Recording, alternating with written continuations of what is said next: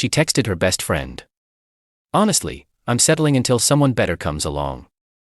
I sent her a screenshot of her own message, left her house key under the mat, and blocked her number. She found out I was serious when she got home to an empty house. I, 28 male, just walked out on my girlfriend of 3 years.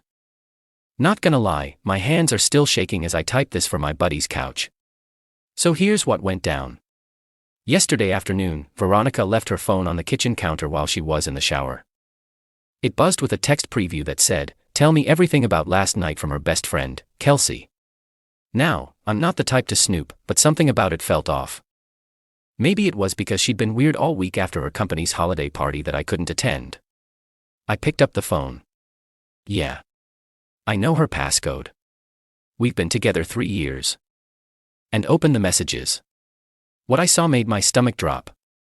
The conversation went something like this. "Kelsey, so did you finally talk to that guy from accounting?" "Girl, yes.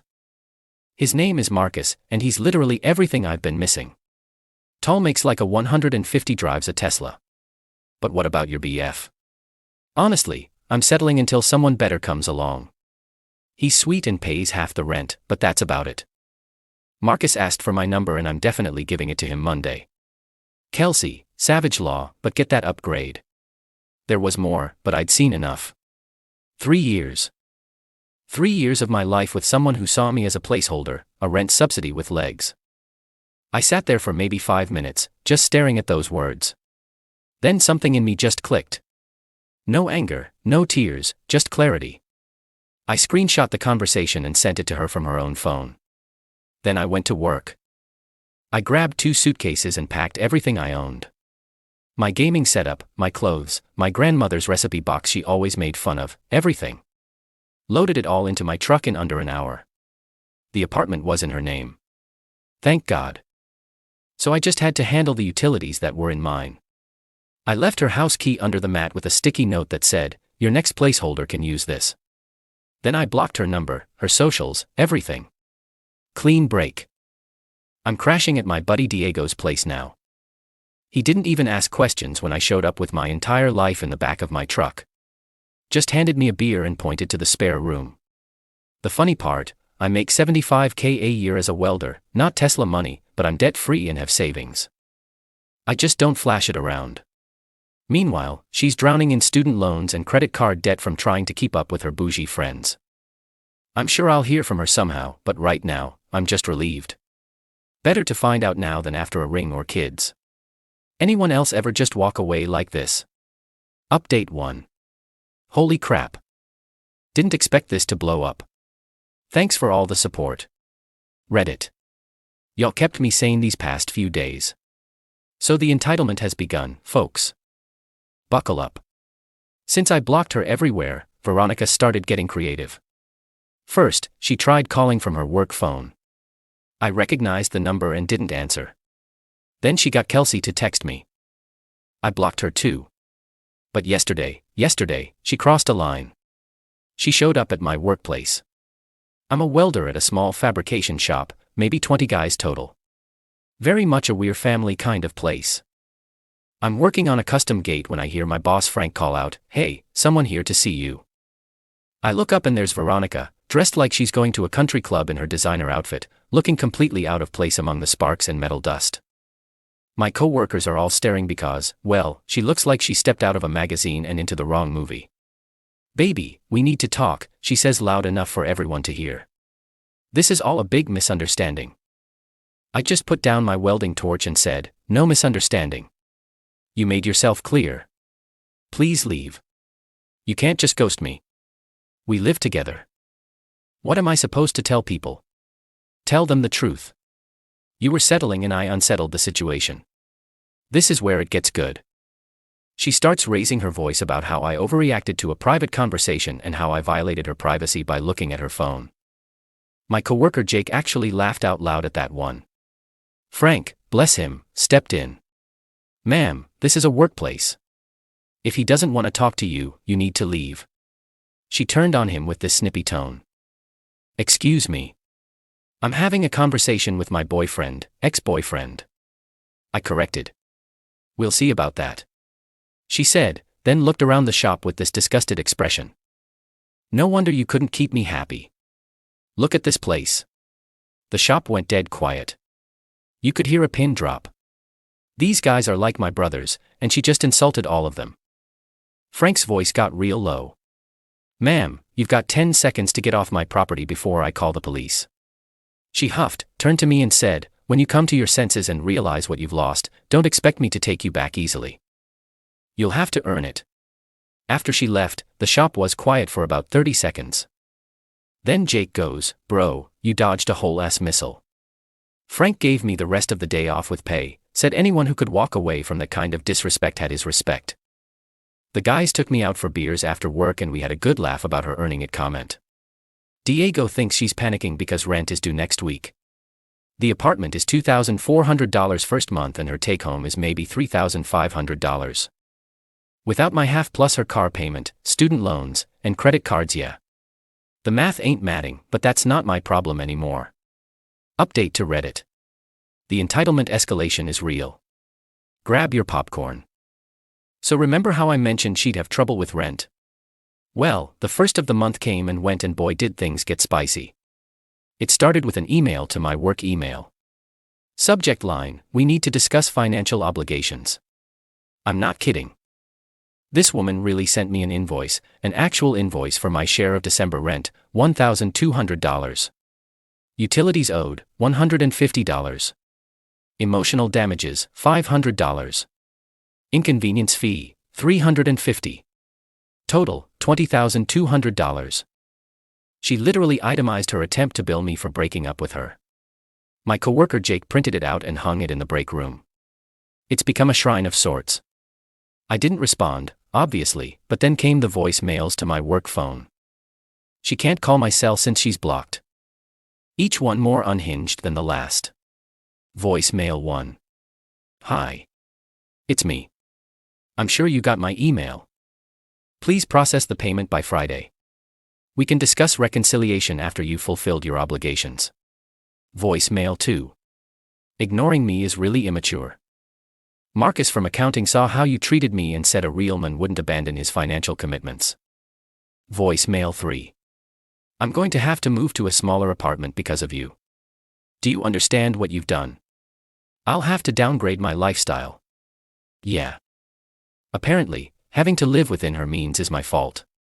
But wait, it gets better. Yesterday, she sent her mother to my buddy Diego's apartment. This woman knocked on the door at 7 a.m. on a Saturday. Diego answered in his boxers half asleep. Her mom, Patricia, is there with a whole prepared speech. I'm very disappointed in you. Veronica told me everything. How could you abandon her over a silly text message?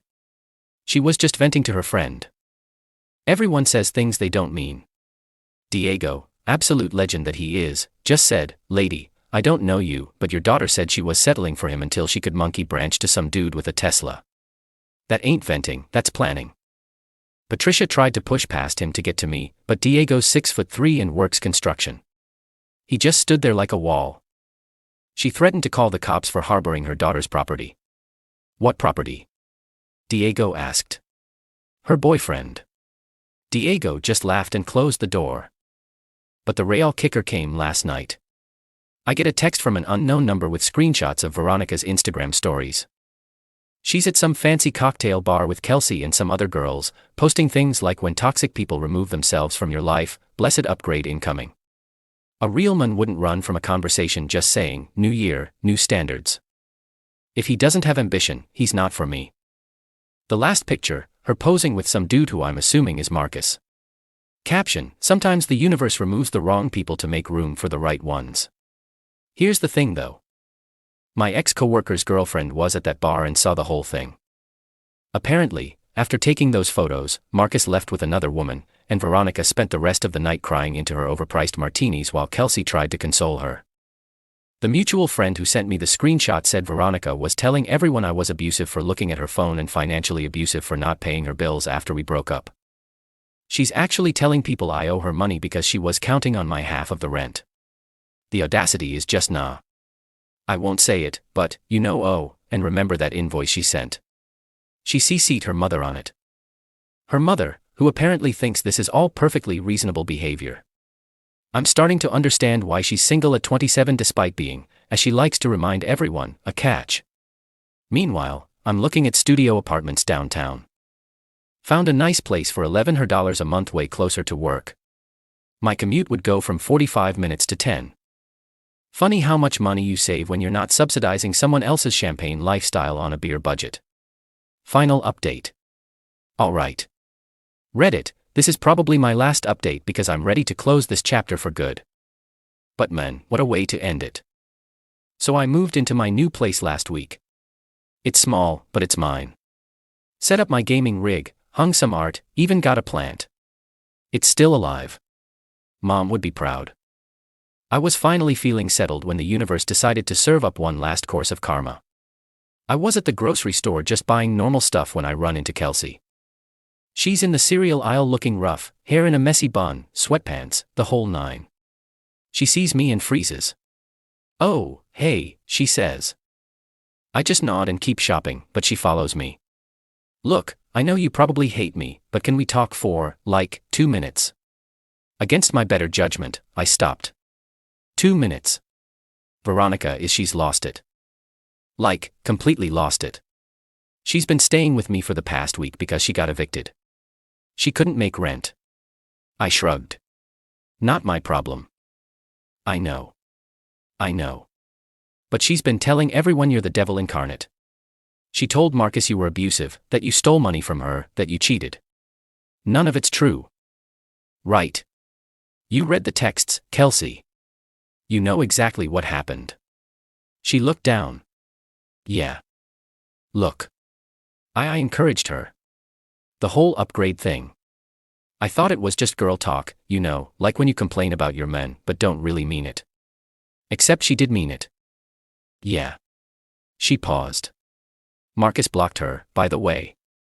Turns out he's engaged. He was just flirting at the holiday party because he was drunk. When she showed up at his office with coffee and wearing, not work-appropriate clothes, HR got involved. She got written up for creating a hostile work environment.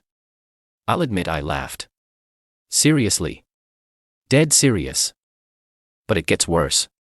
She's been bragging to everyone about her rich new boyfriend who was going to take her on trips and buy her things, told her whole family about him at Christmas. When they found out the truth, her dad called her delusional her own dad. Still not my problem. Kelsey. I know I'm not asking you to do anything. I wanted to apologize for my part in it. I hyped her up about finding someone with more money and I shouldn't have. She had a good thing with you and I helped convince her she deserved better. But better isn't always about money, is it? I just looked at her. No, it's not. She nodded and started to walk away, then turned back.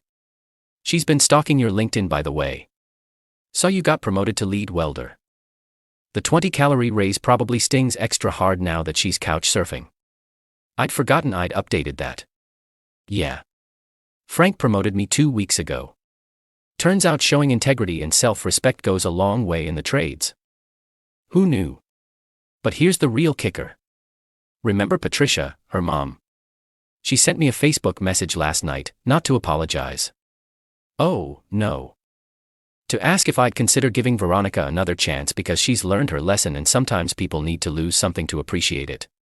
She actually said, and I quote, "You two were so good together." She just got confused by social media and her friends filling her head with unrealistic expectations. She knows now that a good stableman is worth more than a flashy one. I didn't respond, but the fact that her own mother is now calling me the good stableman, her daughter fumbled. That's rich. The last I heard through the grapevine, Veronica is working 2 jobs to try to save up for a deposit on a new place. She's been posting motivational quotes about rising from the ashes and building her empire. Meanwhile, she's sleeping on an air mattress in Kelsey's living room and taking the bus because she couldn't afford her car payment. As for me, I'm doing great. My new place is walking distance from this bomb Vietnamese restaurant. I've been teaching myself to cook with my grandma's recipes. Started hitting the gym again. Even went on a date last week with a woman who owns her own food truck. She actually laughed when I told her what I did for a living instead of looking disgusted. Life's funny, you know. Veronica wanted an upgrade so badly that she threw away something real. Now she's learning that settling isn't about the person you're with. It's about settling for less than you deserve in terms of respect, loyalty, and genuine connection. I deserved better than being someone's placeholder. And now I have it. Even if it is just peace of mind and a studio apartment, that's all mine. Thanks for following along on this wild ride, Reddit. Remember, when someone shows you who they are, believe them the first time and never ever be anyone's backup plan. Stay strong out there. Edit. Since a lot of you asked. Yes. I kept the screenshots. No. I haven't posted them anywhere. I'm not trying to destroy her life. Just live mine. The best revenge is moving on. Edit 2. To everyone asking about the food truck girl, we're taking it slow, but she makes incredible bond me and actually thinks my welding stories are interesting. That's already an upgrade in my book. Edit 3. Kelsey messaged me to say Veronica found this post. Apparently, she's consulting a lawyer about defamation. Good luck with that.